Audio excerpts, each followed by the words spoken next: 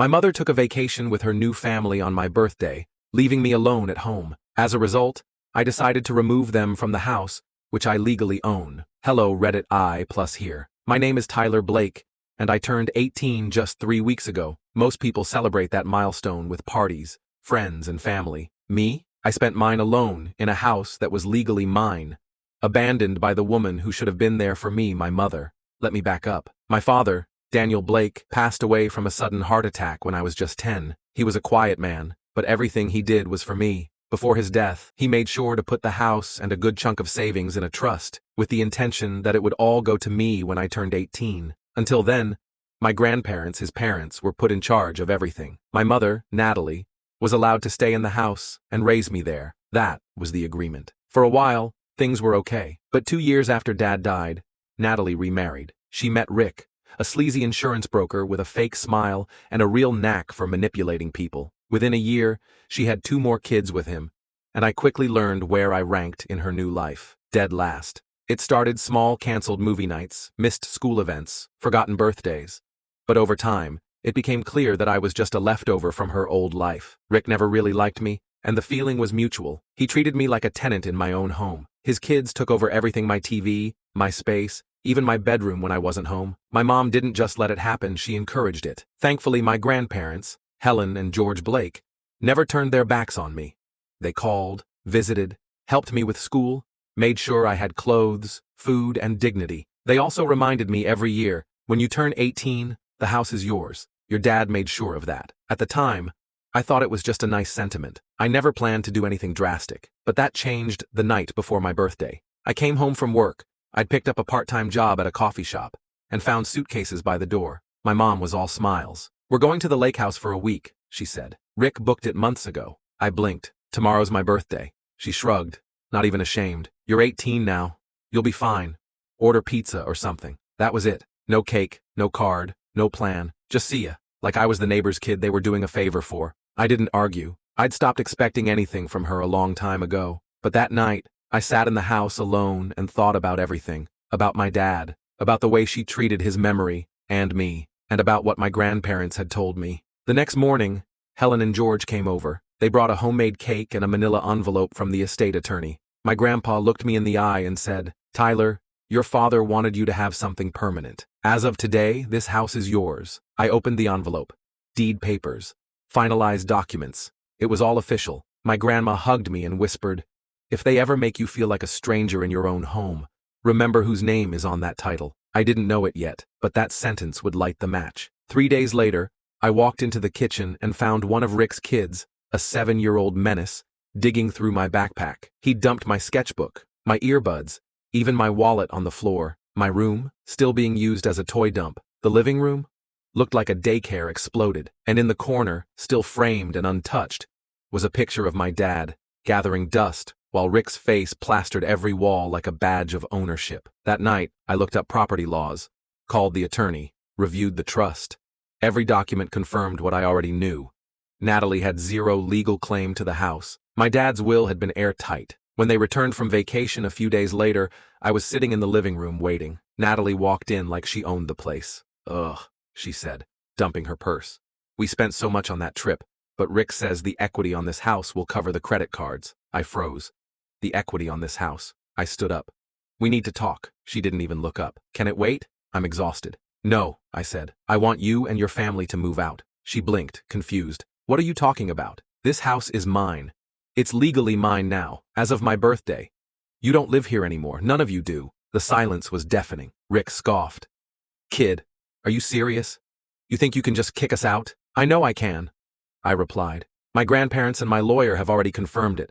You've treated me like I'm just squatting in your house. But it was never yours to begin with. My dad left this for me, not for you to play happy family while dumping me in the corner." Natalie's face went from confusion to fury. "You ungrateful little brat! After everything I've done for you? You mean neglecting me? Forgetting my birthday? Using my room for storage? Letting your husband joke about selling off my dad's house for his credit card debt?" She opened her mouth, but I cut her off. "You have 30 days. I'll have the formal notice served tomorrow. Pack your things, all of them." Rick lunged forward, but my uncle, who had just arrived with my grandparents, stepped in. He stood beside me, tall and calm. "You heard the boy," my uncle said. It's his house. You can leave peacefully, or with the sheriff's help. Your choice. Natalie didn't cry. She screamed. Accused me of betrayal. Called me cold, heartless, brainwashed. Rick muttered threats under his breath the whole time. But the truth was on my side. And this time, so was the law. It's been 2 weeks since they left. I've started cleaning, repainting, reclaiming the space. Every picture of Rick, gone. Every toy that wasn't mine, donated. Every room, now feels like home again. And my dad's picture? It's on the mantle now, front and center, where it always belonged. A week after they moved out, after all the screaming, guilt-tripping, and drama, I thought it was finally over. The house was quiet, clean, peaceful, mine. But people like Natalie and Rick, they don't let go of control that easily. It started with a knock at the door. A man in a cheap suit handed me a letter, a summons. My mom was taking me to court, claiming tenancy rights. Rick had even signed on as a co-plaintiff, arguing that he had invested in household improvements and deserved compensation or continued residence. It would have been laughable if it didn't make my stomach turn. I called my grandparents immediately, and my grandpa didn't even sound surprised. They were always going to try something, he said. Don't worry, we've got the lawyer. Let them embarrass themselves. When we showed up to court, Natalie was dressed like she was attending a funeral. Full black, sunglasses, the works. Rick sat next to her, arms crossed, wearing a smug little grin like he already knew the judge would side with him. I sat beside my lawyer, flanked by my grandparents, with my father's original will and estate documents neatly stacked in front of us. Their argument? That I had no right to evict them so suddenly, that they'd built a life in the home, that Rick had installed a ceiling fan once and painted a hallway, so he was entitled to occupancy rights, or compensation for home value. They even tried to paint me as unstable. Natalie claimed I was emotionally vindictive, manipulated by my grandparents, and that I had no appreciation for everything she sacrificed. My lawyer let them ramble. He just sat back, letting them dig their own hole. Then it was our turn. He stood up, cool and confident. Your Honor, he said, this house was never jointly owned. The plaintiffs never contributed to the purchase, maintenance, or legal responsibility of this home. The trust was established by Mr. Daniel Blake for the sole benefit of his son, and that son is now an adult and full legal owner. He handed over copies of the will, trust agreement, title transfer, and photos of the condition of the home, including the state of my room, trashed and buried under toys, while they used the master bedroom like royalty. Then, the kicker. He played a screen recording of Rick's social media post during their vacation. It showed him standing poolside with a drink in hand, laughing, saying, "Good thing the kid's 18 now. He can hold down the fort while we enjoy our house." The courtroom was silent. The judge finally looked up from the paperwork. She took off her glasses, leaned forward, and said calmly, "Mrs. Morgan, Mr. Bennett, you have no legal standing here. You were guests, at best. The home was never yours. It was never promised to you. And Mr. Blake had every right to ask you to leave, especially given the neglect and the evident disregard for his personal space." She then turned to me. "Mr. Blake, you've acted with remarkable restraint and maturity. This court sees no evidence of instability or coercion.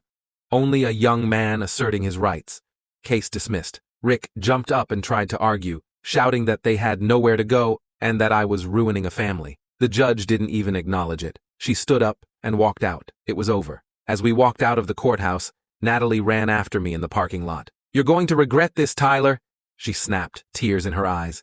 "You'll need your family one day." I turned around, looked her in the eye, and said, "I needed my family on my 18th birthday.